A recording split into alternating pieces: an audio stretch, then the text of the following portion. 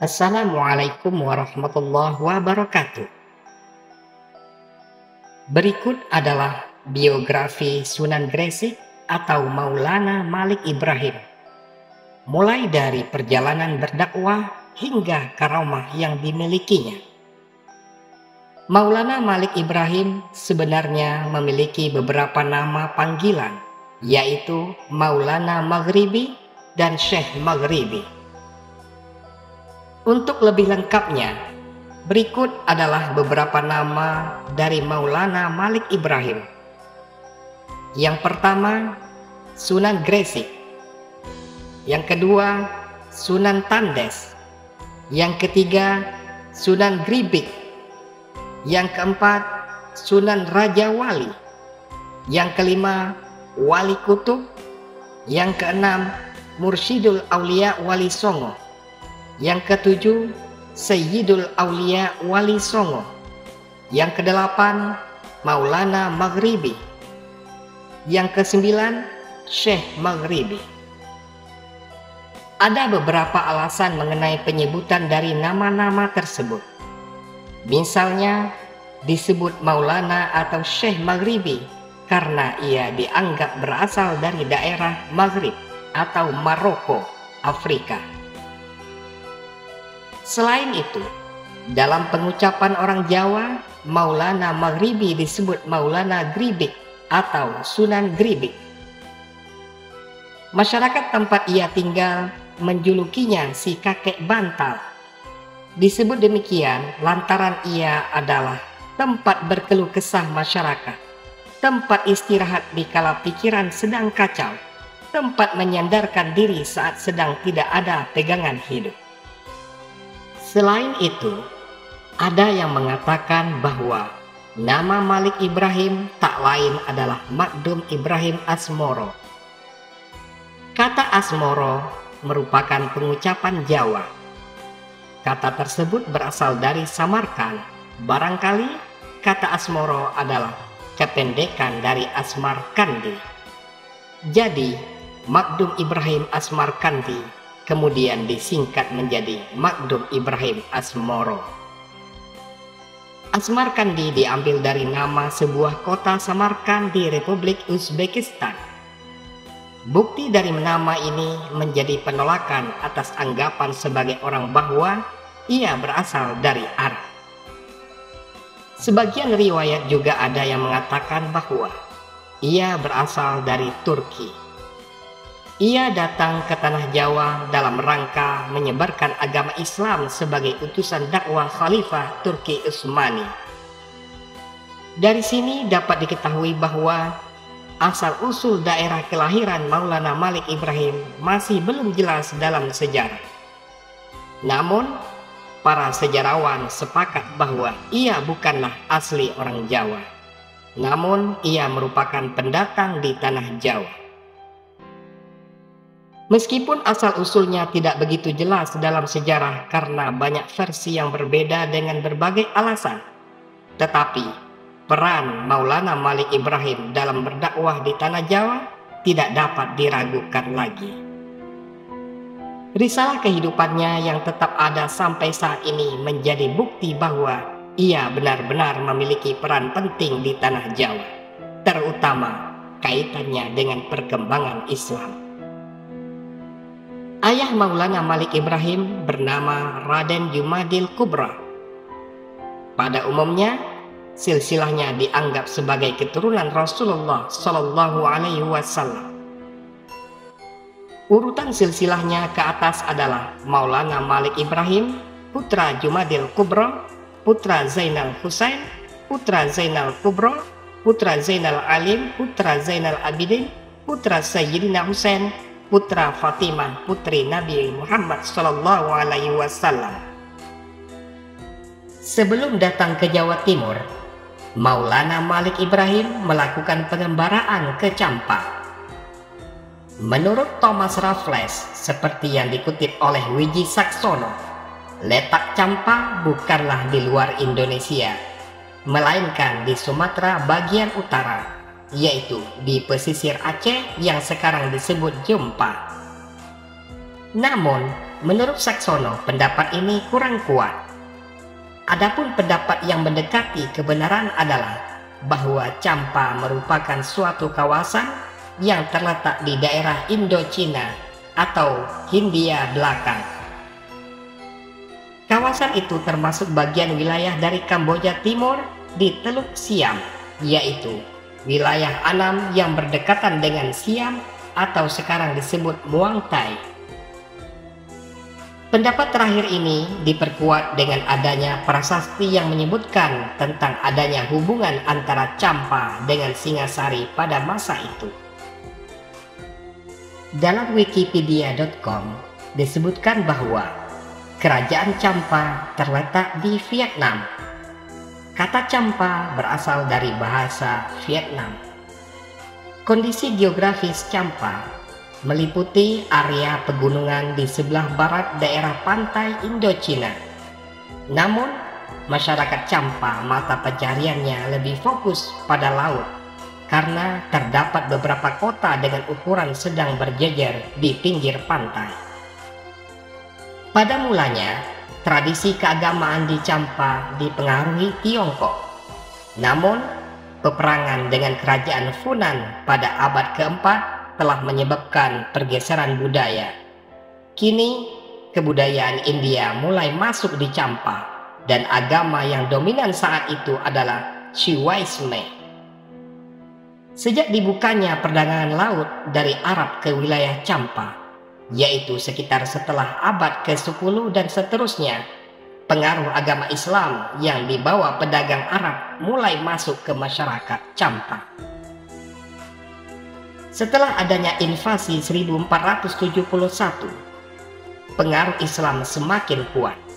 Namun, sebagaimana di Jawa, Islam masuk ke Champa dengan tidak menghapus kebudayaan yang sudah ada, melainkan memasukkan nilai-nilai Islam ke dalam kebudayaan tersebut. Sehingga juga terjadi sinkretisasi antara agama Islam dan budaya setempat yang tak lain agama Hindu. Jadi, Islam di sana mirip dengan Islam di Jawa.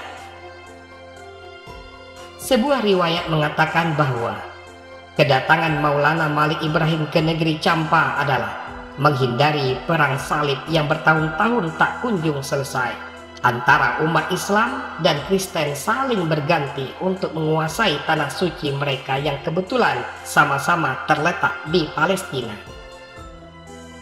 Ketika umat Islam menguasai Palestina, umat Kristen yang terkenal dengan tentara salib melakukan penyerangan ke Iberia dan semenanjung Palestina.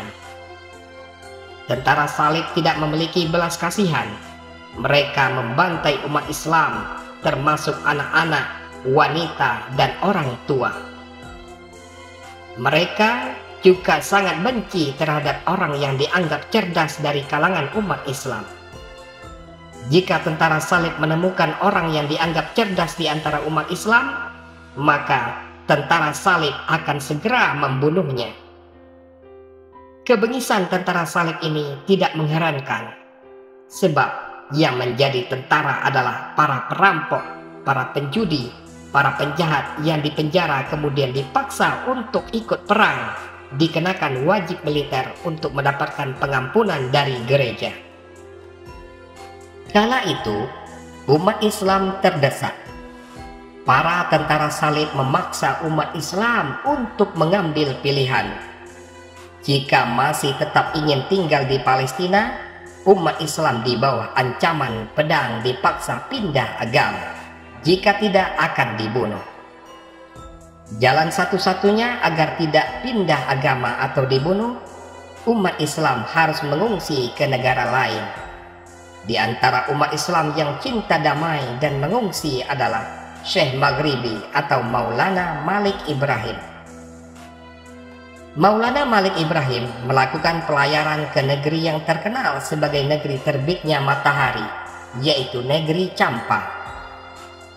Selama tinggal di Champa, ia berhasil mengislamkan Raja Champa, yaitu Prabu Kian Raja Champa. Kemudian oleh Raja Champa, ia dijadikan menantunya dengan dinikahkan dengan putrinya yang bernama Dewi Chandrawulan atau Ratna Dyah Siti Asmara. Putrinya ini merupakan anak tengah Raja Campa. Sementara itu, anak sulungnya yaitu Dewi Dwarati dinikahkan dengan Batara Majapahit di Jawa, yaitu Raja Brawijaya. Dari pernikahannya dengan Ratna Dyah Siti Asmara, Maulana Malik Ibrahim dianugerahi dua orang putra yang kelak juga menjadi wali terkenal, yaitu Raden Santri Ali yang juga terkenal dengan sebutan Sunan Gresik dan Raden Rahmat yang terkenal dengan nama Sunan Ampel. Keberhasilan Maulana Malik Ibrahim tinggal di Campa tentu tidak lepas dari kemampuannya dalam bergaul, kecerdasan, dan budi pekertinya yang sangat mulia. Ia bisa bergaul dengan siapa saja. Ia sangat menghormati orang lain, sehingga dimanapun berada, ia selalu juga dihormati oleh orang lain. Pesatnya agama Islam di Campa saat itu juga tidak lepas dari peran Maulana Malik Ibrahim. Barangkali karena kehebatannya dalam membangun masyarakat Campa dengan ditopang oleh agama Islam, sehingga Campa menjadi semakin maju. Persaudaraan terjalin dengan cukup erat antara masyarakat, serta membuat Raja Campa terkagum sehingga menikahkan putrinya dengan Maulana Malik Ibrahim. Setelah merasa cukup di Campa, kemudian Maulana Malik Ibrahim hijrah ke Pulau Jawa. Ia datang ke Jawa pada abad ke-15 atau tepatnya tahun 1404 Masehi. Versi lain menyebutkan bahwa ia datang ke Indonesia tahun 1379 Masehi untuk misi dakwah bersama Raja Cermin dan putra-putrinya. Menurut Purwadi dan Enis Nikenha yang mengutip dari Ensiklopedia Islam, Raja Cermin merupakan seorang raja Hindustan. Hindustan adalah nama lain dari sebuah negara yang disebut India. Tanah yang disinggahi dan dijadikan tempat tinggal Maulana Malik Ibrahim di Pulau Jawa adalah tanah Gresik di Jawa Timur. Tak heran jika kemudian ia akrab dipanggil Sunan Gresik di Nusantara. Maulana Malik Ibrahim bukanlah orang Islam pertama yang menjejakkan kaki di Pulau Jawa. Ketika itu, sudah ada beberapa kelompok kecil umat Islam di pesisir utara Pulau Jawa. Rata-rata dari mereka adalah kaum saudagar yang mengadakan perjalanan dagang diiringi maksud menyebarkan agama Islam. Bukti bahwa sudah ada umat Islam di Pulau Jawa adalah dijumpainya makam seorang wanita bernama Fatimah binti Maimun yang meninggal pada tahun 475 Hijriah atau 1082 Masehi di lereng Gresik. Selain itu, juga ditemukan beberapa batu nisan di Jawa Timur, yaitu di Trowulan dan Troloyo, dekat situs Istana Majapahit, yang menunjukkan bahwa sebelum Maulana Malik Ibrahim menginjakkan kaki di Pulau Jawa, sudah ada umat Islam. Batu-batu nisan tersebut menunjukkan bahwa itu adalah kuburan umat Islam karena terdapat kutipan-kutipan dari Al-Quran dan rumus-rumus yang saleh. Selain itu, batu nisan ini menunjukkan bahwa yang meninggal di situ adalah umat Islam Jawa, bukan umat Islam dari negeri asing. Sebab angka yang digunakan di batu nisan itu adalah angka tahun Saka India dan angka-angka Jawa kuno, bukan angka-angka Arab atau tahun Hijriah. Penanggalan Saka dipakai oleh istana-istana Jawa dari zaman Jawa kuno hingga abad ke-17. Batu nisan di Trowulan memuat angka Saka tahun 1290 atau 1368 Masehi hingga 1369 Masehi. Sementara itu, Di Troloyo terdapat beberapa batu nisan yang menggunakan angka saka berkisar antara 1298 hingga 1533 saka atau 1376 Masehi hingga 1611 Masehi. Lalu, kapan Islam masuk pertama kali ke Jawa? Hingga kini, para sejarawan belum mencapai kesepakatan untuk menetapkan awal masuknya Islam ke tanah Jawa. Terdapat beberapa pendapat yang menjelaskan tentang masuknya Islam ke Jawa. Pendapat itu berkisar pada persoalan waktu masuknya Islam, dari mana datangnya, atau siapa membawanya. Beberapa pendapat yang berkaitan dengan hal tersebut akan dijelaskan sebagai berikut. Yang pertama, ada yang mengatakan bahwa Islam sudah masuk ke tanah Jawa semenjak abad ke-11. Hal ini berdasarkan pada penemuan batu nisan Fatimah binti Maimun, sebagaimana dijelaskan sebelumnya, yang wafat pada tahun 1082 Masehi. Yang kedua, ada yang berpendapat bahwa Islam masuk ke Pulau Jawa pada abad ke-14. Pendapat ini didasarkan pada batu nisan yang terdapat di Trowulan, sebagaimana yang sudah dijelaskan sebelumnya.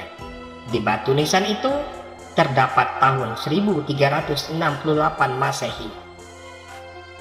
Yang ketiga, pendapat selanjutnya adalah pendapat yang paling menonjol di antara para sejarawan hingga sekarang, yaitu Islam sudah ada di Pulau Jawa semenjak abad ke-15. Hal ini didasarkan pada makam Maulana Malik Ibrahim yang meninggal tahun 1419 Masehi. Dengan demikian, masuknya Islam ke tanah Jawa dibuktikan dari beberapa batu nisan orang Islam yang ditemukan di tanah Jawa. Sunan Gresik, nenek moyang para wali. Para sejarawan mengatakan bahwa Sunan Gresik adalah nenek moyang para wali di Nusantara. Jadi, di antara wali Songo atau 9 wali yang terkenal, Sunan Gresik ialah yang paling tua. Darinya lahir anak cucu yang diantaranya termasuk dalam 9 wali yang terkenal. Wali Songo yang terkenal selain Sunan Gresik adalah Sunan Ampel, Sunan Giri, Sunan Bonang, Sunan Derajat, Sunan Kalijaga, Sunan Kudus, Sunan Muria, dan Sunan Gunung Jati. Mereka tidak hidup persis bersamaan, akan tetapi di antara mereka terjalin hubungan erat, yaitu ada yang berhubungan darah, ayah, anak, cucu, guru, murid, atau persahabatan. Urutan keterkaitan di antara wali Songo penting untuk diketahui. Sunan Gresik sebagai yang tertua. Sunan Ampel adalah anak Sunan Gresik. Sunan Giri adalah keponakan Sunan Gresik. Karena itu, Sunan Giri adalah sepupu Sunan Ampel. Sunan Bonang dan Sunan Derajat adalah anak Sunan Ampel. Sunan Kalijaga merupakan sahabat sekaligus murid Sunan Bonang. Sunan Muria adalah anak Sunan Kalijaga. Sunan Kudus murid Sunan Kalijaga. Sunan Gunung Jati adalah sahabat para sunan yang sudah disebut, kecuali Maulana Malik Ibrahim karena lebih dulu meninggal. Para wali Songo tersebut tinggal di pantai utara Pulau Jawa dari awal abad ke-15 sampai pertengahan abad ke-16. Mereka berada di 3 wilayah penting di Jawa, yaitu Jawa Timur, Surabaya, Gresik, Lamongan, Tuban; Jawa Tengah, Demak, Kudus, Muria; dan Jawa Barat, Cirebon. Wali Songo yang tinggal di Jawa Timur adalah Sunan Ampel, Surabaya; Sunan Gresik, di Gresik; Sunan Giri, di Gresik; Sunan Derajat, di Lamongan; dan Sunan Bonang, di Tuban.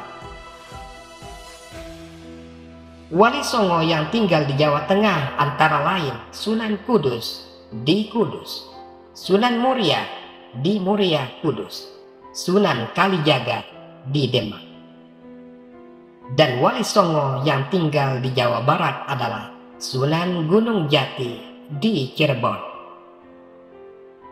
Sunan Gresik sebagai wali tertua tentu memiliki pengaruh terhadap para wali setelahnya, terutama yang berkaitan dengan metode dakwah. Wali Songo adalah perlambang pergantian dari era kebudayaan Hindu-Buddha menjadi era kebudayaan yang bernuansa Islami. Mereka juga menjadi simbol penyebaran agama Islam di Indonesia, khususnya di Pulau Jawa. Meskipun banyak tokoh lain yang juga berperan dalam menyebarkan Islam di Nusantara, namun kebesaran dan pengaruh 9 wali tersebut dalam mendirikan kerajaan Islam di Jawa sangatlah terasa, sehingga mereka lebih banyak disebut ketimbang tokoh-tokoh yang lain. Adapun metode, sarana, dan usaha Sunan Gresik dalam berdakwah. Sunan Gresik yang memiliki misi untuk menyebarkan agama Islam di Pulau Jawa menggunakan metode, sarana, dan usaha-usaha tertentu untuk mencapai keberhasilan misi tersebut. Hal ini penting diketahui, selain untuk mempelajari cara ia berdakwah sehingga berhasil mengembangkan agama Islam dengan cukup pesat di Jawa dan sebagai wali tertua. Metode dakwahnya juga diikuti oleh para wali setelahnya. Sebagai wali tertua, Sunan Gresik telah mengawali dakwahnya dengan damai, penuh kebijaksanaan, dan melalui pendekatan kultural, sebagaimana yang diperintahkan oleh Allah dan dicontohkan oleh Rasulullah. Metode dan pendekatan semacam ini terus dipertahankan oleh para wali sesudahnya. Berikut beberapa metode, sarana, dan usaha-usaha yang dilakukan oleh Sunan Gresik dalam berdakwah.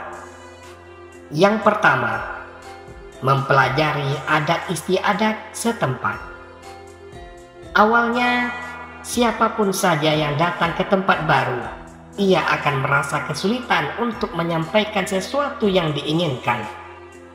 Ini terjadi lantaran kita takut salah tingkah, atau sesuatu yang kita lakukan tidak sesuai dengan adat istiadat masyarakat di wilayah yang baru kita tempati. Demikianlah yang terjadi pada Sunan Gresik.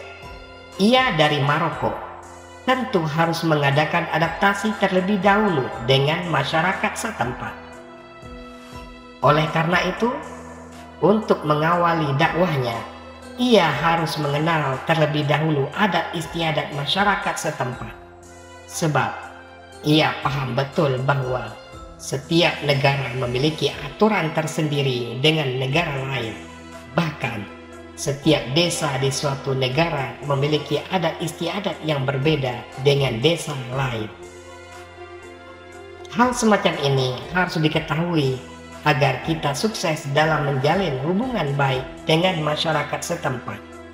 Untuk itu, Sunan Gresik mempelajari bahasa Jawa, mengenali adat istiadat tempatnya tinggal, serta mempelajari kehidupan masyarakat, baik dari segi mata pencariannya, pandangan hidup, dan lain sebagainya. Di sini terlihat bahwa ia sangat hati-hati dalam menjalankan dakwah.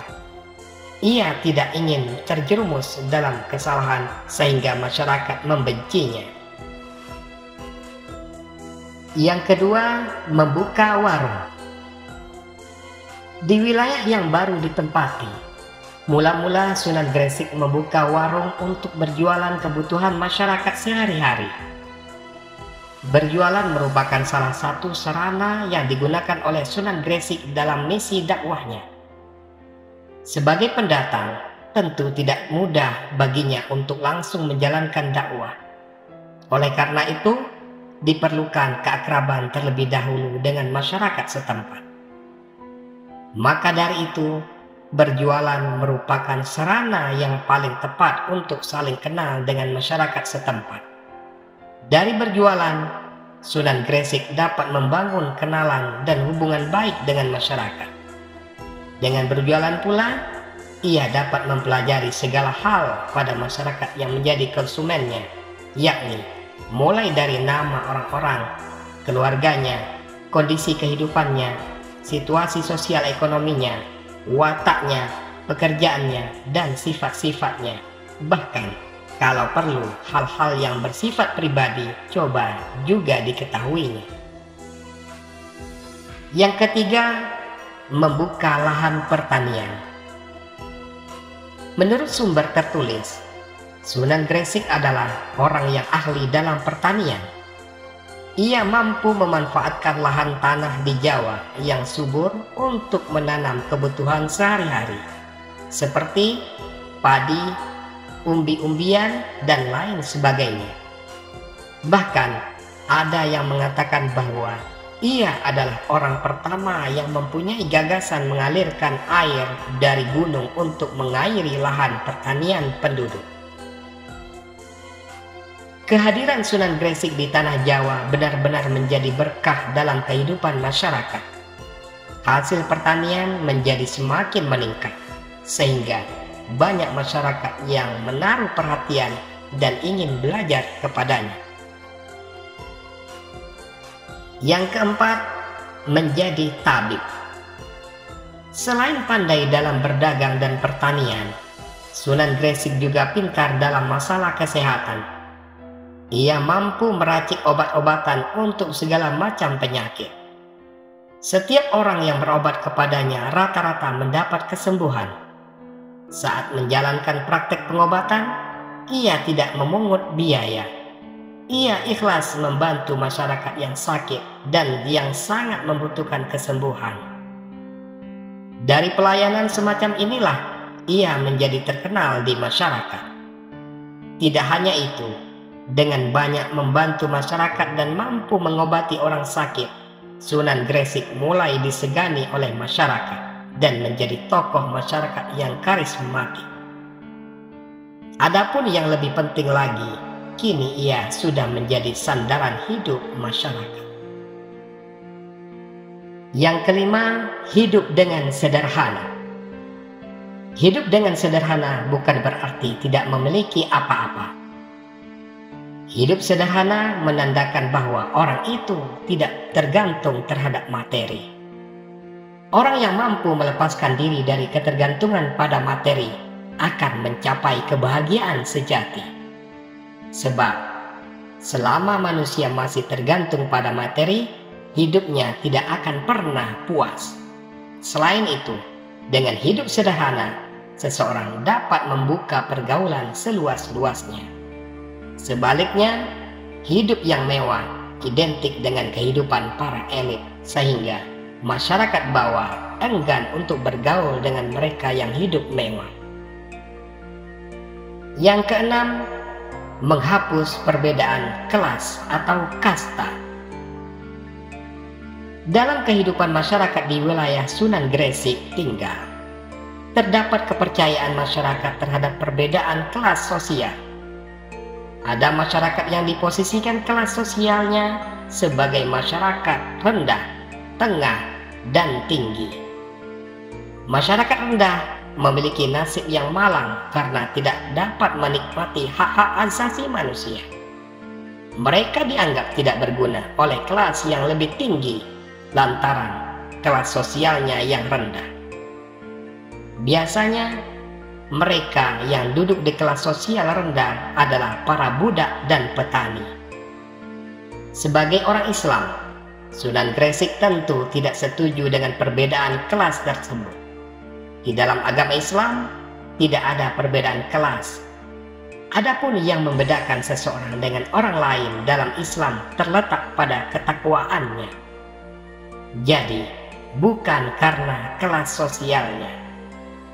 Oleh karena itu, Sunan Gresik jika dilihat dari kepercayaan masyarakat setempat sebagai orang yang memiliki kelas sosial tinggi karena ia termasuk orang kaya dan menantu raja. Memosisikan diri sebagai orang yang sederajat dengan siapapun, termasuk dengan masyarakat yang dianggap memiliki kelas sosial rendah di tempat itu. Kemudian, ia mengajarkan ajaran Islam kepada masyarakat bahwa dalam Islam tidak ada perbedaan kelas sosial. Islam menganggap derajat manusia itu sama. Dari sinilah kemudian banyak orang yang masuk Islam. Sunan Gresik telah membantu masyarakat kelas tinggi keluar dari kezaliman karena meremehkan kelas sosial yang lebih rendah dan mengangkat derajat masyarakat yang dianggap memiliki kelas sosial rendah pada posisi yang sama dalam status hubungan sosial. Yang ketujuh, membangun masjid dan pesantren. Setelah para pengikut Islam semakin banyak, Sunan Gresik mendirikan sebuah masjid sebagai tempat ibadah, sarana berdakwah dan mengajarkan agama Islam kepada masyarakat. Pada waktu itu, masyarakat Jawa sudah terbiasa menetap di tempat gurunya yang mengajarkan ilmu. Ada tempat-tempat khusus yang disediakan oleh para guru untuk menampung murid yang ingin belajar kepadanya. Sunan Gresik yang mengetahui kebiasaan ini, kemudian mendirikan pesantren sebagai tempat murid atau santri yang ingin belajar ilmu agama kepadanya. Pesantren yang didirikannya tercatat sebagai lembaga pendidikan Islam pertama di tanah Jawa. Yang kedelapan, mengajarkan Islam dengan mudah. Dalam mengajarkan Islam kepada masyarakat awam, Sunan Gresik memiliki prinsip mengajarkan ilmu dengan mudah dipahami. Ia tidak mengajarkan Islam secara rumit dan teoritis. Artinya, ia mengajarkan agama Islam dengan sangat gampang, disertai contoh-contoh yang mudah dipahami dan dimengerti. Dalam mengajarkan Islam, ia juga tidak menakut-nakuti masyarakat dengan dosa dan ancaman, melainkan Islam disampaikan dengan gembira dan tidak menakutkan sebagaimana pesan Rasulullah. Berikut adalah karomah Sunan Gresik yang sangat melegenda. Dalam ajaran Islam, seorang waliullah yang memiliki kehebatan semisal kesaktian disebut memiliki karomah. Di kalangan para nabi, karomah disebut mukjizat. Di zaman modern, karomah kembali dipertanyakan, khususnya oleh orang-orang non-muslim. Apakah benar-benar terjadi atau sekedar mitos dan legenda? Sebab di zaman modern sudah jarang terjadi hal-hal ajaib pada diri seorang yang dianggap wali seperti zaman dahulu. Sehingga kejadiannya seolah tidak masuk akal saat ini. Namun, bagi kalangan umat Islam, meskipun hidup di zaman modern seperti saat ini, karomah dianggap tetap masih ada. Karomah diberikan oleh Allah kepada hambanya yang dekat kepadanya. Karomah yang dimiliki oleh para waliullah jarang ditampakkan di hadapan umum, melainkan sering kali ditampakkan secara pribadi kepada orang-orang tertentu. Terdapat beberapa alasan tentang karomah yang sangat jarang ditampakkan di hadapan umum. Pertama, karomah bukanlah ilmu sulap atau sihir yang dapat menyulap kertas menjadi uang, kelinci diubah menjadi kodok, dan lain sebagainya. Yang kedua, karomah bukan pula untuk pamer, mencari keuntungan, dan lain sebagainya. Yang ketiga, karomah bukan pula untuk menyombongkan diri, seperti menampakkan kesaktian di hadapan orang banyak. Ketiga hal ini bukanlah karomah. Karomah yang dimiliki oleh para wali biasanya ditampakkan kepada orang-orang tertentu, yang diharapkan setelah melihat karomah itu, ia mendapat petunjuk untuk masuk Islam. Hal ini terjadi lantaran para wali bukanlah orang sombong, tidak untuk mencari keuntungan, apalagi untuk permainan sulap. Barangkali karena sifatnya yang sangat pribadi, Karomah di zaman modern dianggap tidak ada oleh non-Islam karena tidak dapat dibuktikan secara umum dan masuk akal. Meskipun demikian, pada masa Wali Songo, karomah para Wali Songo banyak juga yang ditampakkan secara umum, sehingga banyak orang yang masuk Islam. Dan tak heran jika karomah Wali Songo diketahui oleh banyak orang sampai saat ini, sehingga seolah-olah sudah menjadi legenda. Berikut adalah beberapa karomah Sunan Gresik yang sudah melegenda di masyarakat. Yang pertama, mengalahkan perampok. Pada masa kerajaan Majapahit dilanda perang saudara, beberapa kerajaan kecil yang dipimpin oleh adipati secara diam-diam melepaskan diri dari kekuasaan pusat. Begitupun beberapa perwira dan prajurit kerajaan banyak yang hengkang melepaskan diri dari satuan kelompok mereka. Perwira dan prajurit yang hengkang membuat kelompok-kelompok tersendiri dan mencari nafkah dengan cara tidak halal. Mereka ingin kaya raya dan menjadi penguasa, tetapi dengan jalan pintas, yaitu menjadi perampok. Kekacauan seperti merampokan dan pencurian mewarnai kehidupan negeri yang dilanda perang saudara. Pada waktu sekitar sore hari, dari ujung salah satu desa, tampaklah serombongan orang berkuda mendekat memasuki jalan desa. Penduduk desa tampaknya sudah kenal dengan gerombolan yang datang. Mereka, terutama wanita dan anak-anak yang berada di luar rumah, langsung berteriak ketakutan. Ada perampok! Ada perampok! Dan mereka masuk ke rumah masing-masing. Gerombolan orang berkuda yang diduga perampok itu berjumlah sekitar 20 orang. Mereka berhenti di tengah-tengah perkampungan yang mulai senyap karena semua penduduk sudah masuk bersembunyi ke dalam rumah masing-masing. "Hai penduduk Tanggulangin!" teriak salah satu di antara mereka. "Kuperintahkan kalian menyerahkan harta benda yang kalian punyai di pelataran rumah masing-masing. Jika tidak, seluruh desa ini akan kuratakan dengan tanah, kubakar habis rumah kalian." Tak ada yang memberi jawaban dan tidak ada satu pintu rumah pun yang terbuka dan bersedia memenuhi keinginan para perampok itu. Rumah para penduduk tetap tertutup rapat. Hal ini terjadi lantaran penduduk takut dibunuh dan khawatir harta mereka dirampas semuanya. Namun, karena tidak ada yang memberi jawaban dan reaksi, beberapa saat kemudian terdengar suara lantang. "Kurang ajar!"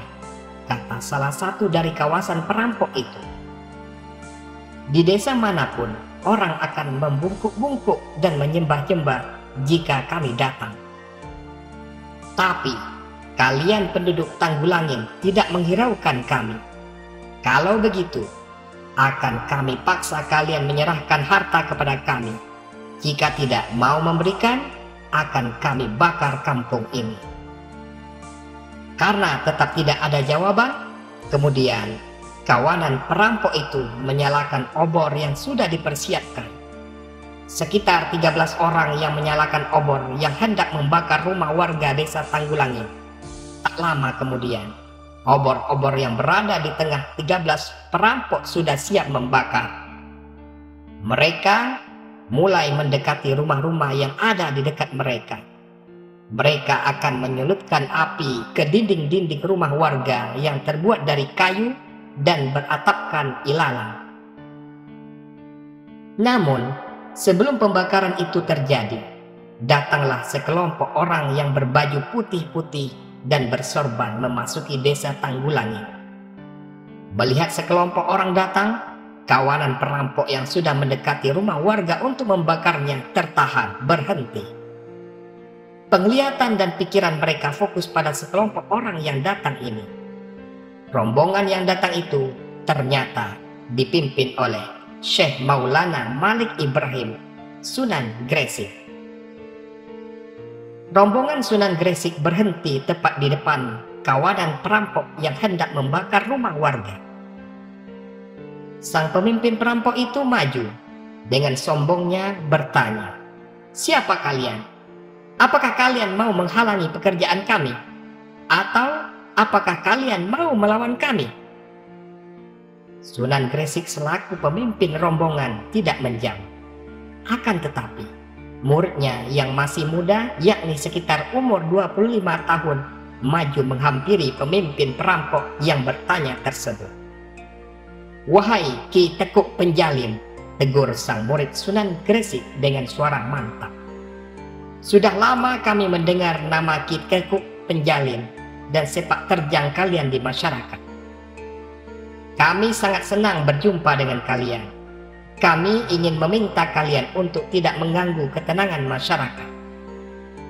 Mendengar ajakan itu, pemimpin kawanan perampok yang disebut Ki Tekuk Penjalin marah besar, sebab baru kali ini ada penduduk yang berani menegur dan menghalangi pekerjaannya. Lazimnya, para warga tidak berani menatap wajahnya yang beringas dan menghadapi sikapnya yang kasar. Karena itu, ia langsung menjawab, "Edan, gila kamu," umpatnya keras-keras. "Lancang sekali mulutmu anak muda dan kalian semua." Ia menunjuk pada rombongan Syekh Maulana. "Berani-beraninya menghalangi dan menasihatiku. Sudah bosan hidupkah kalian? Apakah kalian ini yang memerintahkan penduduk untuk bersembunyi dan tidak menyerahkan hartanya kepadaku?" Mendengar gertakan dan pertanyaan itu, sedikit pun murid Sunan Gresik yang maju ke depan mewakili gurunya tidak takut dan gentar. Pemuda itu malah menatap lekat ke arah Ki Tekuk Penjalin.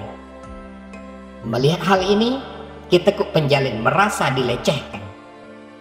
Kemudian pemuda itu berkata, "Memang masyarakat di sini, terutama wanita dan anak-anak, takut kepada kalian. Tetapi kami sedikit pun tidak merasa takut kepada kalian, sebab kalian juga manusia biasa, sama-sama ciptaan Allah. Yang patut kami takuti hanyalah Allah, pencipta kita semua."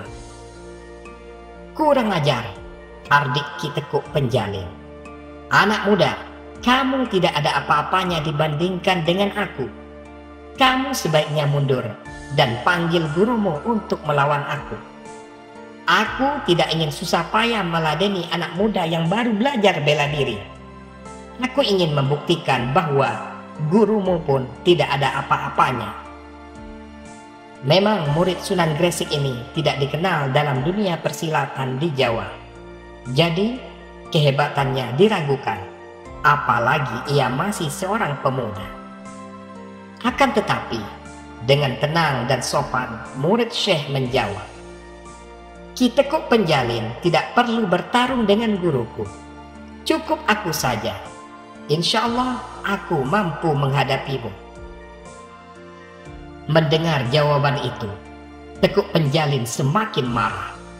"Baiklah, sebelum nyawamu lepas dari badan, katakan siapa namamu, supaya orang-orang mengetahui bahwa pernah ada seorang anak muda berani coba-coba melawanku dan akhirnya bernasib sial."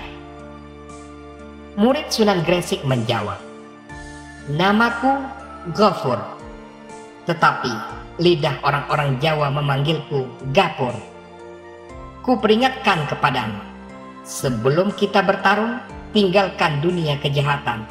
Jadilah orang baik-baik sebelum terlambat." "Tidak perlu banyak omong, pemuda. Aku lebih tahu daripada dirimu." Rupanya, pertarungan antara Ki Tekuk Penjalin dengan murid Syekh Maulana Malik Ibrahim tidak bisa dihindarkan lagi. Murid Sunan Gresik yang bernama Ghafur pun mulai melipat lengan bajunya yang panjang. Warga sekitar yang menyaksikan percekcokan itu secara sembunyi-sembunyi di dalam rumah masing-masing akhirnya memberanikan diri keluar rumah. Apalagi orang yang menghadapi Ki Tekuk Penjalin benar-benar berani. Mereka keluar rumah dengan maksud melihat pertarungan keduanya, ataupun mereka punya keinginan untuk membantu rombongan Sunan Gresik jika dibutuhkan. Namun, sebelum Ki Tekuk Penjalin bertarung, anak buah Ki Tekuk Penjalin maju ke depan, lalu berkata, "Ki, biar saya yang menghabisi pemuda lancang ini. Aki tidak usah repot-repot bertarung dengan anak ingusan ini. Aku yang ingin menghabisinya." "Baiklah, Julung Pujut, remukkan ia," jawab Aki. "Siapkan dirimu anak muda, rasakan pukulanku ini." Selesai mengucapkan kata itu, anak buah Ki Tekuk Penjalin yang dipanggil Julung Pujut ini maju ke arah Ghafur. Tanpa basa-basi lagi, sepasang tangannya membentuk cakar Raja Wali langsung diayunkan dan diarahkan ke wajah Ghafur. Semua orang, terutama para penduduk desa yang berdiri di belakang Ghafur, berteriak kaget. Sebab Ghafur sepertinya tak bereaksi, hanya diam saja, seolah membiarkan tangan Julung Pujut menampar dan mencakar wajahnya begitu saja. Namun ternyata tidak. Begitu jarak serangan tinggal kurang lebih 10 cm, Ghafur menangkis tangan yang hendak mencengkeram wajahnya. Bahkan, ia langsung balik mengirim serangan dengan menendang dada Julung Pujut. Tubuh Julung Pujut terjungkal ke belakang. Dadanya terasa dihantam palu godam puluhan kilo. Sebenarnya, Julung Pujut sudah memperhitungkan keberanian Ghafur yang dihadapinya. Ia tidak mungkin berani menghadapinya jika tidak mempunyai kepandaian ilmu silat. Awalnya ia meremehkannya, tapi sungguh tak disangkanya jika kepandaian ilmu silat si Ghafur demikian tingginya. Sehingga sekali gebrak ia dibikin mundur sempoyongan dengan dada sesak. Awalnya Julung Pujut berharap dapat meringkus pemuda itu dengan sekali serangan. Itu sebabnya ia langsung mengerahkan jurus kekuatan cakar tingkat 18. Ia ingin mencengkeram dan langsung memutar leher Ghafur. Setelah pelintir, putuslah nyawa pemuda itu. Tetapi siapa sangka keadaan jadi terbalik. Justru Julung Pujut yang terkena tendangan telak. Kini dengan wajah merah padam, ia langsung mencabut golok yang masih menganggur di pinggangnya. Dan dengan teriakan lantang, ia maju lagi ke depan, menebaskan goloknya ke arah perut Ghafur. Namun, dengan mudahnya pemuda itu berkelit ke sana kemari. Semua serangan Julung Pujut hanya mengenai tempat kosong. Hal ini membuat Julung Pujut mengeluarkan keringat dingin. Ia merasa malu dan penasaran. Ki Tekuk Penjalin pun merasa terkejut, seolah ia belum pernah melihat kecepatan gerak serang silat seperti Ghafur. Ternyata ia seorang pendekar kawakan. Ki Tekuk Penjalin terus memperhatikan cara-cara Ghafur mengelak dan balas menyerang. Akhirnya Ki Tekuk Penjalin dapat menyimpulkan ciri khas dari ilmu silat yang digunakan oleh Ghafur. "Lembu sekilan," teriaknya Ki Tekuk Penjalin agak ragu memberitahukan kepada anak buahnya Julung Pujut. Julung Pujut yang mendengar teriakan Ki Tekuk Penjalin sangat terkejut. Lembu sekilan adalah ilmu tingkat tinggi. Tak sembarang orang mampu mempelajari ilmu itu. Tetapi Ghafur yang berusia semuda itu sudah menguasainya dengan baik. Sehingga setiap serangan yang dilancarkan tidak akan pernah menyentuhnya. Selalu berjarak kurang lebih sejengkal dari sasaran. Ia sudah mengerahkan seluruh tenaga untuk menghabisi Ghafur. Selama ini Ghafur lebih banyak mengalah. Ia seringkali mengelak atau menangkis. Hanya sesekali membalas menyerang dengan tenaga biasa. Sementara itu, Julung Pujut sangat bernafsu merobohkan atau membunuh pemuda itu dengan seluruh kemampuan yang dimilikinya. Ia telah mengerahkan semua ilmu yang dipelajarinya, baik ilmu yang dipelajarinya dari satuan pasukan elit Majapahit maupun ilmu kotor dengan jurus-jurus keji yang penuh gerak tipuan. Semua itu ternyata tak mampu dipergunakan untuk menyentuh tubuh Ghafur. Jika Ghafur mau, sebenarnya ia sudah mampu merobohkan Julung Pujut dari tadi. Kini Julung Pujut menyerang Ghafur dengan membabi buta. Ia semakin marah, namun tidak tahu lagi cara melukai dan menyentuh tubuh Ghafur dengan goloknya. Hingga suatu ketika, Ghafur merasa sudah saatnya memberikan pelajaran kepada gerombolan perampok itu. Saat Julung Pujut membacokkan goloknya ke arah kepala Ghafur, si Ghafur menangkis dengan tangan kirinya. Semua orang terkejut. Mereka mengira tangan Ghafur yang bakal putus di babat golok itu. Ternyata justru golok itulah yang patah menjadi dua. Dan sebelum hilang rasa terkejutnya, Julung Pujut tahu-tahu merasa perutnya terkena tendangan teramat keras dari kaki Ghafur yang dilancarkan secara beruntun. Tubuh Julung Pujut terjungkal ke belakang, terjerembab ke tanah dengan keras sekali. Mulutnya mengeluarkan darah, nafasnya terengah-engah.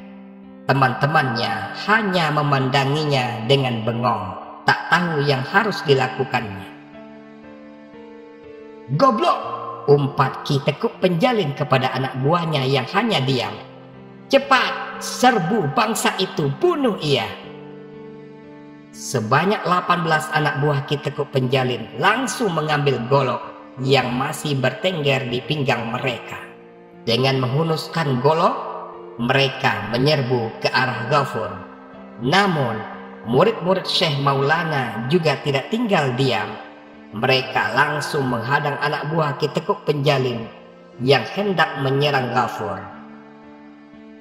Begitu juga puluhan penduduk yang awalnya hanya berdiri di belakang Ghafur segera mengambil senjata seadanya dan mereka segera menyerbu ke arah kawanan perampok yang hendak mengeroyok Ghafur. Terjadilah pertempuran antara penduduk warga dan kawanan perampok. Selama menjarah desa puluhan kali, belum pernah kawanan rampok itu mendapat perlawanan sesengit ini. Biasanya, para penduduk desa sudah mengkeret saat mendengar gertakan mereka. Tak ada yang berani melawan. Namun, penduduk ini mulai berani melawannya. Tentu saja ini berkat kedatangan rombongan Syekh Maulana Malik Ibrahim. Seluruh penduduk desa Tanggulangin agaknya telah berubah menjadi sekawanan harimau terluka yang siap menerkam siapa saja yang mengganggunya. Sementara itu, Ki Tekuk Penjalin langsung meloncat ke depan Ghafur.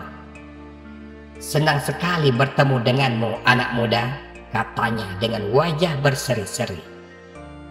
"Sudah lama sekali aku tak bertemu lawan tangguh yang dapat mengimbangi ilmuku." Selesai berkata demikian, Ki Tekuk Penjalin mencoba melancarkan serangan dari jarak jauh, yaitu menggunakan tenaga dalam. Ghafur merasakan ada hawa panas yang akan menyentuh tubuhnya. Karena itulah, sebelum tenaga dalam yang dilancarkan Ki Tekuk Penjalin mengenai tubuhnya, cepat-cepat Ghafur mengeluarkan ilmu penangkis tenaga dalam. Kedua telapak tangannya dibentangkan lebar-lebar untuk menangkis datangnya hawa panas itu. Ki Tekuk Penjalin ternyata sudah menduga bahwa serangannya bakal membalik. Maka ia meloncat sangat tinggi ke arah pohon mangga dan ia hinggap di salah satu dahannya. Ghafur memandangnya sejenak. Kemudian ia menoleh ke arah penduduk desa yang sedang bertempur melawan kawanan perampok. Ia mengerutkan dahi. Buas dan brutal cara para perampok itu bertempur. Beberapa penduduk berhasil dilukainya. Bahkan 5 orang penduduk sudah roboh di tanah dengan luka parah terbabat golok. Seolah tak ingin membiarkan hal itu terus berlangsung lama, Ghafur lalu meloncat ke arah Ki Tekuk Penjalin yang masih bertengger di dahan pohon mangga. Tanpa diduga, tiba-tiba Ki Tekuk Penjalin menyambitkan sebuah daun ke arahnya. Ghafur berjumpalitan di udara beberapa kali untuk menghindari daun mangga yang meluncur bagaikan sebatang anak panah. Ghafur berhasil menghindari sambitan daun mangga yang telah diisi tenaga sakti. Daun itu mengenai batang pohon pisang di sebelahnya, tembus dan meluncur lagi ke arah batang pohon kelapa dan masih bisa menancap. Ghafur melihat kejadian itu bergidik ngeri. Hal itu jangan sampai menyentuh tubuhnya. Ghafur sekarang menghadapi lawan tangguh, pemimpin perampok. Ini bukan sembarang orang, melainkan orang yang mempunyai ilmu sangat tinggi, tapi sayang digunakan untuk merampok. Wahai Ki Tekuk Penjalin, Aki seorang pendekar perkasa, tegur Ghafur dengan sopan sekali. Mengapa harus berloncatan ke dahan pohon seperti tupai? Mari kita tutaskan pertarungannya di tanah. Kau takut bertempur di atas pohon, ejek Ki Tekuk Penjalin. Aki salah sangka. Saya hanya tidak mau merusak pohon ini tanpa suatu alasan yang benar. Kasihan penduduk desa yang telah menanamnya dengan susah payah selama puluhan tahun, ujar Ghafur dengan suara datar. Ki Tekuk Penjalin melangap. Hati nuraninya seolah tersentuh. Perkataan Ghafur sangat memuliakan dan menghargai segala sesuatu, termasuk pepohonan. Ia seolah malu, sebab selama beberapa tahun terakhir, ia suka membunuh dan memperlakukannya manusia bagaikan barang yang tidak berharga. Baiklah, kuturuti maumu, kata Ki Tekuk Penjalin sembari melayang turun dengan ringan tubuhnya hinggap di tanah. Ghafur melakukan hal serupa. Bahkan gerakannya membuat Ki Tekuk Penjalin tercekat. Cepat bagai kilat, namun indah laksana sehelai daun kuning jatuh ke tanah. Majulah anak muda, tantang Tekuk Penjalin. Ghafur memang bermaksud segera menyudahi pertempuran itu. Ia merasa kasihan pada para penduduk desa yang terus-menerus berjatuhan karena kalah pengalaman dibanding kawanan perampok yang asalnya memang dari pasukan tempur kerajaan Majapahit. Tanpa banyak bicara lagi, Ghafur mengarahkan ilmunya, ilmu silat yang berasal dari perguruan Al-Karomah. Ki Tekuk Penjalin langsung roboh terjungkal ke tanah. Nafasnya terengah-engah, mulutnya mengeluarkan darah. Kau memukulku dengan ilmu setan, desis Ki Tekuk Penjalin. Aki keliru, saut Ghafur sembari melangkah mendekati Ki Tekuk Penjalin. Ilmu yang barusan kupergunakan adalah ilmu pencak silat Karomah. Emangnya kau berasal dari perguruan mana? Tanya Ki Tekuk Penjalin. Saya dari perguruan Garawesi. Garawesi adalah nama lain dari Gresik tempat tinggal guru Ghafur, Sunan Gresik. Setelah menjawab, Ghafur menoleh ke arah penduduk yang masih terus bertempur dengan kawanan perampok. Ghafur ingin menghentikan pertempuran itu. Cepat perintahkan anak buahmu untuk menyerah, bentak Ghafur dengan pandangan mata tajam. Ki Tekuk Penjalin hanya diam. Ghafur jadi gelisah. Ia melangkah makin dekat. Sepasang kakinya berdiri di sisi tubuh Ki Tekuk Penjalin yang terkapar.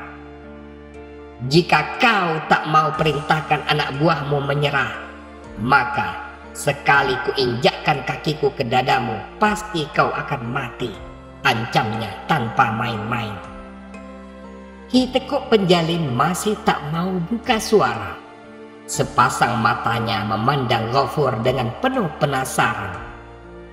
Rasanya ia masih belum percaya jika telah dirobohkan oleh seorang pemuda hanya dalam 3 kali gebrakan.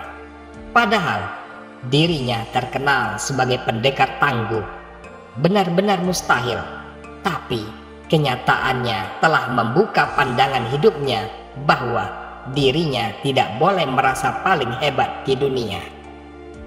Cepat, perintahkan anak buahmu untuk menyerah. Sekali lagi gertak Ghafur dengan hati galau. Karena tetap tidak memenuhinya, kini Ghafur mengangkat tangannya tinggi-tinggi, siap dihantamkan ke dada Tekuk Penjalin. Tanpa diduga oleh Ghafur, tiba-tiba Ki Tekuk Penjalin menggerakkan mulutnya, bukan untuk memberi perintah agar anak buahnya menyerah, melainkan justru meludahi wajah Ghafur yang hendak menginjak dadanya. Ghafur tak sempat mengelak dari semprotan ludah Ki Tekuk Penjalin. Ludah itu mengenai wajahnya. Seketika wajah Ghafur yang bersih, tenang, sabar berubah menjadi marah padam, terbakar amarah. Sepasang tangan Ghafur terkepal semakin erat. Kaki kanannya bergetar hebat menahan amarah. Sekali injak, tentu ambrol dada Ki Tekuk Penjalin. Melihat wajah Ghafur yang merah membara itu, hati Ki Tekuk Penjalin menjadi ciut. Bagaimanapun sebenarnya ia tidak rela mati begitu saja. Kini lenyaplah kepongahan hatinya. Wajahnya seketika berubah jadi pucat. Tiba-tiba terjadilah keanehan. Ghafur mengurungkan niatnya menghantam dada Ki Tekuk Penjalin dengan kakinya. Ia menarik kaki kanannya dan berdiri dengan sikap biasa. Raut wajahnya mendadak kembali seperti biasa, tenang dan bersih. Terdengar ia menyebut astagfirullah. Kemudian Ghafur membersihkan ludah Ki Tekuk Penjalin di wajahnya. "Mengapa aku tak jadi kau bunuh?" tanya Ki Tekuk Penjalin keheranan. "Karena tadi kau telah membuatku marah," jawab Ghafur datar. "Aku tidak boleh menghukum orang dalam keadaan marah. Itu termasuk dosa." "Kenapa berdosa?" ujar Ki Tekuk Penjalin. "Bukankah aku ini perampok jahat yang pantas dibunuh?" "Sebelum kau meludahiku," kata Ghafur, "dan sebelum aku marah, aku boleh membunuhmu, karena niatku membunuhmu adalah untuk jihad fi sabilillah, memerangi kejahatan. Tetapi setelah kau meludahiku, maka hatiku jadi marah. Yang marah adalah aku pribadi, karena diri pribadiku tersinggung. Sedangkan aku tak boleh mencampur adukan antara kepentingan pribadi dengan niat berjuang di jalan Allah. Saat aku marah, hatiku sudah menyeleweng dari jalan Allah. Jadi, aku akan menanggung dosa besar jika membunuhmu atas dasar kebencian pribadi, bukan atas dasar perang di jalan Allah yang sesuai dengan ajaran agamaku." Ki Tekuk Penjalin tertegun. Hatinya seolah bergolak. Nuraninya benar-benar tersentuh mendengar perkataan Ghafur. "Betapa luhur ajaran agamamu. Apakah nama agamamu yang kau anut itu?" tanya Ki Tekuk Penjalin. "Agama yang aku anut adalah Islam," jawab Ghafur. "Islam artinya selamat. Siapapun yang memeluk agama Islam, ia akan selamat hidupnya di dunia dan di akhirat. Aku adalah bekas perwira Majapahit yang membelot dan menjadi pemimpin rampok. Kejahatanku bertumpuk-tumpuk. Apakah Tuhanmu masih mau mengampuniku?" tanya Ki Tekuk Penjalin. "Kenapa tidak?" saut Ghafur. "Allah Maha memberi ampunan bagi orang-orang yang mau bertaubat." meskipun dosamu setinggi gunung, sepenuh langit dan bumi, jika kau masuk agama Islam, lalu bertobat secara sungguh-sungguh, tidak mengulangi perbuatanmu yang jahat, lalu menggantinya dengan perbuatan baik, maka Allah akan mengampunimu. Dosa-dosa di masa lalu akan dihapus semua. Benarkah begitu? Tanya Ki Tekuk Penjalin ragu. Aku bicara apa adanya. Dusta adalah suatu dosa, sahut Ghafur. Tiba-tiba Ki Tekuk Penjalin berusaha bangkit untuk berdiri. Karena tubuhnya masih lemah, maka ia segera roboh lagi. Lalu Ghafur cepat menolongnya dan memberikan kekuatan tenaga dalam kepadanya. Setelah berdiri dengan dipapah Ghafur, ia kemudian berteriak dengan cukup keras, "Berhenti! Hentikan pertempuran ini!" Mendengar teriakan Ki Tekuk Penjalin yang menyuruh berhenti bertarung, semua orang berhenti bertarung dan melihat ke arah datangnya suara. "Dengarkan, mulai sekarang ini, ku tinggalkan dunia kejahatan. Aku tak mau lagi hidup bergelimang dosa. Hari ini juga aku masuk agama Islam dan menjadi pengikut saudara Ghafur beserta rombongannya. Kalian boleh memilih," sambil melihat ke arah anak buahnya. "Tetap menjadi gerombolan perampok dengan resiko diburu petugas pemerintah Majapahit dan dimusuhi oleh seluruh rakyat, atau hidup baik-baik, bertaubat, dan membaur dengan masyarakat." Ki Tekuk Penjalin selanjutnya. Semua orang yang mendengar perkataan itu terkejut, baik dari kalangan penduduk desa maupun para perampok. Sementara itu, Julung Pujut, teman Ki Tekuk Penjalin, menampakkan ketidaksenangannya mendengar ucapan itu. Kini 18 perampok itu sudah tinggal 15 orang. 3 rekannya telah mati di tangan penduduk desa. 8 orang langsung membuang senjatanya di tanah saat mendengar seruan Ki Tekuk Penjalin. Sedangkan 7 orang lainnya berlari ke arah kudanya masing-masing dan bergerak menuju Julung Pujut. "Ki Tekuk Penjalin, tidak sudi kami mengikuti jejakmu. Biarkan kami menempuh jalan kami sendiri," kata Pulung Pujut. "Terserah kalian," sahut Ki Tekuk Penjalin. "Tetapi jangan coba-coba mengganggu desa ini. Bila itu kalian lakukan, maka aku sendiri yang bakal membasmi kalian." Setelah mendengar dari ancaman Ki Tekuk Penjalin, lalu Julung Pujut menaiki kudanya dan mendahului memacu kudanya keluar desa. Kemudian ia diikuti oleh 7 orang anak buahnya yang tidak mau hidup dengan baik-baik. Beberapa penduduk desa yang masih merasa geram dan dendam segera menendang dan memukuli 8 perampok yang telah menyerah, duduk bersimpuh di atas tanah tanpa mengadakan perlawanan sama sekali. Ghafur segera menghentikan tindakan penduduk desa itu. Ghafur mengatakan tidak boleh menyiksa orang yang sudah menyerahkan diri dan bertaubat. Kemudian Ghafur mengatakan akan mengurus dan mengasuh kawanan perampok yang sudah sadar tersebut. Ghafur akan membimbingnya, memberikan pelajaran agama Islam yang luhur, indah dan damai. "Siapakah gurumu itu?" tanya Ki Tekuk Penjalin. "Ia adalah Syekh Maulana Malik Ibrahim, yang terkenal dengan sebutan Kakek Bantal. Ia tinggal di Gresik. Di sanalah kami belajar segala macam ilmu, khususnya ilmu agama."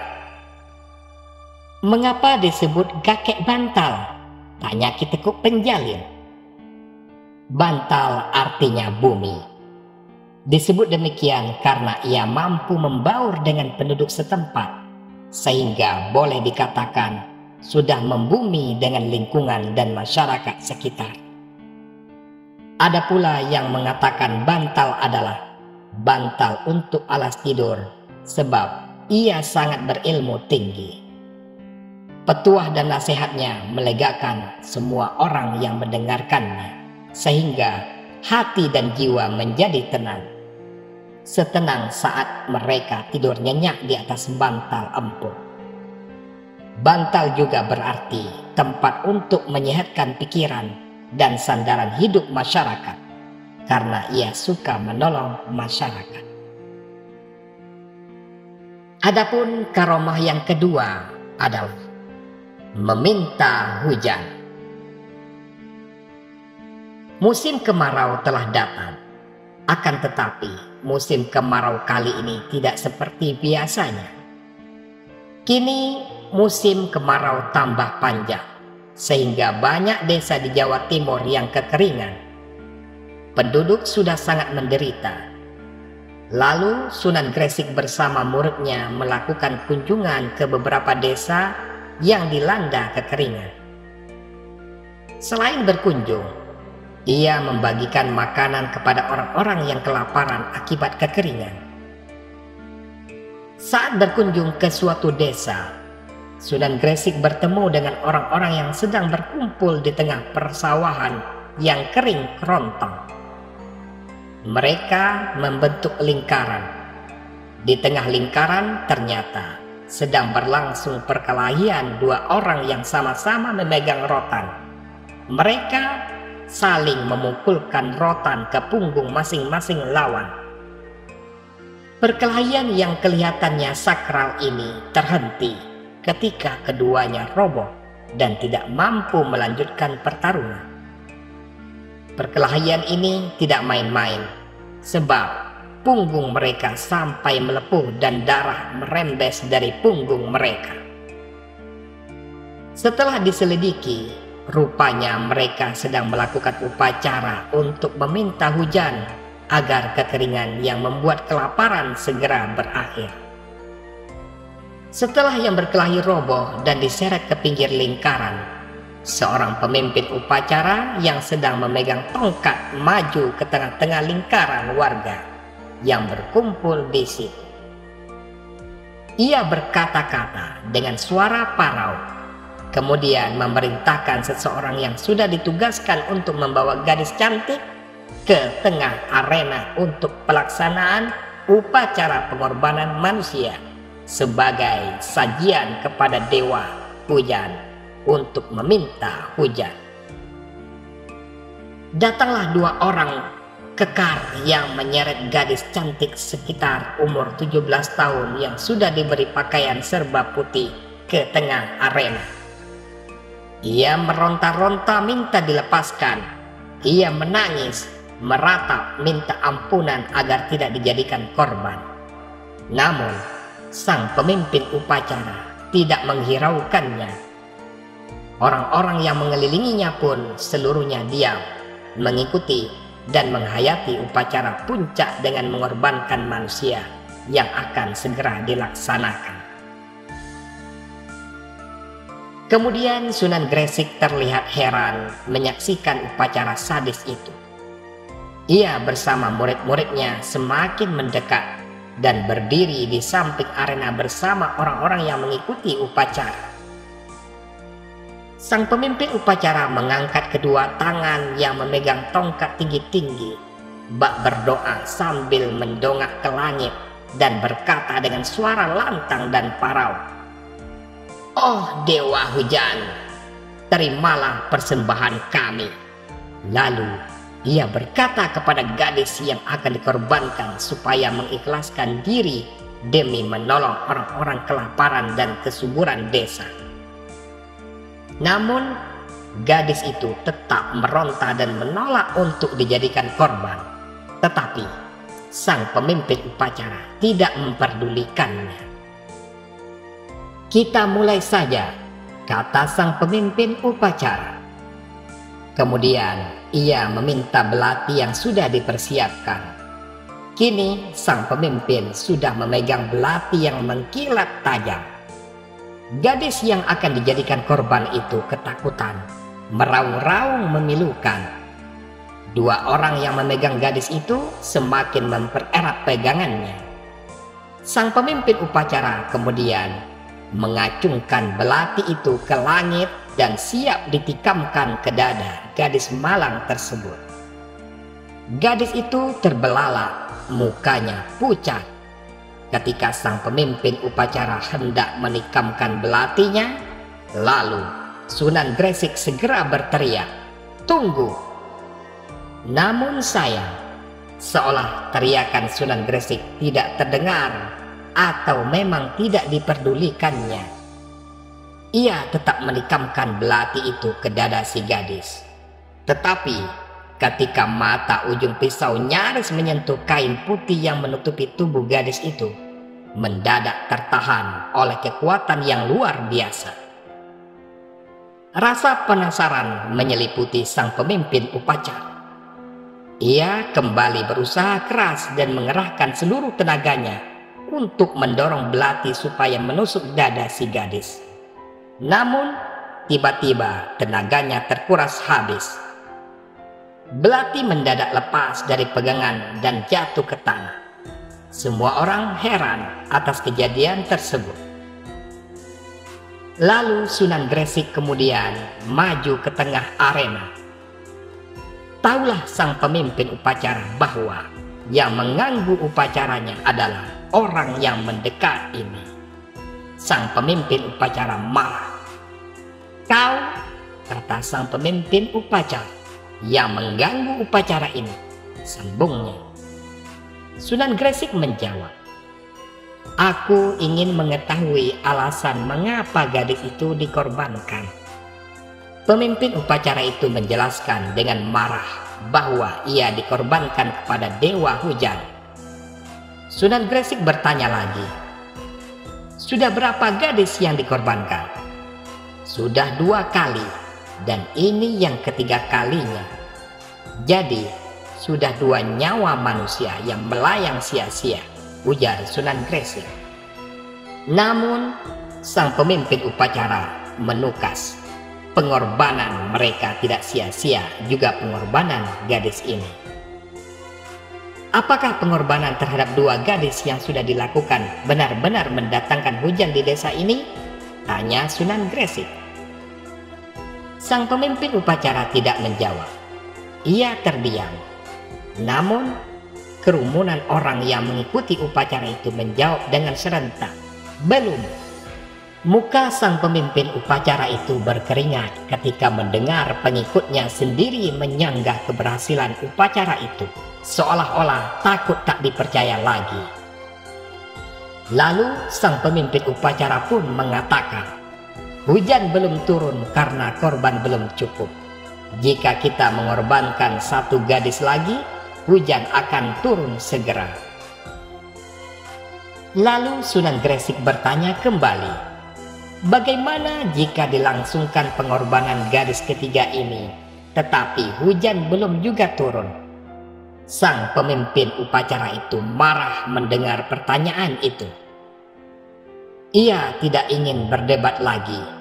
Karena itu, ia memberikan isyarat kepada 2 orang yang memegang gadis itu supaya menghajar Sunan Gresik. Tetapi keajaiban terjadi. Sebelum kedua orang itu melangkahkan kakinya untuk menghajar, tiba-tiba mengerang kesakitan sambil memegangi kedua kakinya. Melihat kejadian itu, sang pemimpin upacara malah menuduh Sunan Gresik dan murid-muridnya hendak mengganggu jalannya upacara. Tuduhan ini dijawab oleh Sunan Gresik bahwa dirinya tidak bermaksud mengganggu, melainkan ingin menolong mereka. Tetapi sang pemimpin upacara itu mengejek, "Apa yang bisa kau berikan kepada kami?" Lalu Sunan Gresik menjawab, "Apa yang kalian inginkan?" "Kami menginginkan hujan," jawab orang-orang di situ bersamaan. Sunan Gresik kemudian berkata, "Jika Allah mengizinkan, maka hujan akan turun." "Siapa Allah itu?" sang pemimpin upacara bertanya. "Allah adalah yang menciptakan bumi dan langit dan segala sesuatu yang ada di dunia ini," jawab Sunan Gresik. "Baiklah, silakan turunkan hujan kalau bisa," suruh sang pemimpin upacara. Sunan Gresik menyanggupinya, tetapi dengan syarat, jika hujan telah turun, gadis itu dibebaskan. Namun pendeta itu tidak mau memenuhi syarat itu karena tidak mau. Kemudian Sunan Gresik meminta persetujuan orang-orang yang hadir di situ dengan syarat yang sama. Orang-orang bersedia melepaskan gadis itu asalkan hujan benar-benar turun. Mendapat sambutan baik dari penduduk, Sunan Gresik kemudian mengajak murid-muridnya melaksanakan sholat istisqa, yakni sholat meminta hujan kepada Allah. Selesai sholat istisqa, Sunan Gresik berdoa. Tak lama kemudian, mendung hitam berarak datang ke desa itu. Lalu hujan deras pun turun. Semua orang di situ berbahagia dan bersorak-sorai karena hujan benar-benar datang. Namun, sang pemimpin upacara dan kedua pengawalnya diam dan malah menuduh Sunan Gresik menggunakan ilmu sihir. Lalu Sunan Gresik mendekati ketiga orang itu, kemudian menjelaskan bahwa yang mendatangkan hujan adalah Allah, dan ilmu sihir dilarang dalam Islam. Sepertinya ketiga orang tersebut tidak percaya dengan penjelasan Sunan Gresik dan tidak menerima kenyataannya itu. Kemudian mereka pun pergi dan Sunan Gresik membiarkannya. Setelah hujan reda, orang-orang berlarian mendekati Sunan Gresik untuk berlutut kepadanya, tetapi dicegah olehnya. Kemudian Sunan Gresik memberikan nasihat bahwa manusia tidak boleh menyembah kepada sesama manusia atau tidak boleh bersujud kepada sesama makhluk ciptaan Allah. Orang-orang pun mengucapkan terima kasih kepadanya dan meminta diajari cara meminta hujan tanpa harus mengorbankan manusia. Sunan Gresik mengetahui bahwa orang-orang di desa itu telah mempercayainya dan menaruh simpati kepadanya. Karena itu, menjawab permintaan masyarakat, Sunan Gresik berkata, "Kalau kalian ingin belajar meminta hujan, belajarlah agama Islam dulu." Masyarakat di situ bersedia belajar agama Islam. Kemudian mereka memeluk agama Islam.